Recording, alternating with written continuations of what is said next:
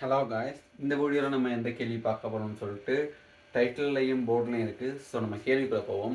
இந்த கேள்வி இந்த அச்சரகணித கோவையை சுருக்க சொல்லி கேட்டிருக்காங்க. பொதுவாக அச்சரகணித கோவை சுருக்கல் அப்படின்னு பாஸ் பேப்பர் கேள்வியை பார்க்கும் பொழுது பின்ன வடிவில் தான் இருந்திருக்கு. ஆனால் இந்த கேள்வி கொஞ்சம் மாறுதலாக பின்னத்தில் இல்லாமல் இருக்குது. ஸோ நம்ம எப்படி செய்யறதுன்னு பார்ப்போம். இந்த கேள்வியை பாருங்க. 3x வர்க்கம் தர 2y பிரித்தல் இதை வகுக்க சொல்லியிருக்காங்க 8xyன்னு சொல்லிட்டு. இப்படியாப்பட்ட கேள்விகள் புக்லையும் ரொம்ப ரேர் தான். ஒரு சில கேள்விகள் இருக்கு மாடல் பேப்பர்ஸ்ல, பட் ரொம்ப ரேரா தான் இருக்கு. சரி, இப்ப பிரித்தல் 8xy அப்படின்றத நம்ம எப்படி செய்ய போறோம்னு சொன்னா, பிரித்தலை பெருக்கலாம் மாற்ற போறோம். பிரித்தலை பெருக்கலாம் மாற்றுவோம்னு சொன்னாக்க நிகர் மாறும், அதாவது இந்த பெருமானம் நிகர் மாற போகுது. இப்ப நான் அடுத்த ஸ்டெப்ல எழுதுறேன், பார்த்துக்கொள்ளுங்க.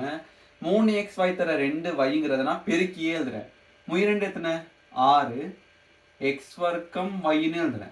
இப்போ இங்கே என்ன போகுது, பெருக்கலாம் மாத்துறேன், நிகர் மாறடைய போகுது 8xyன்னு சொல்லிட்டு.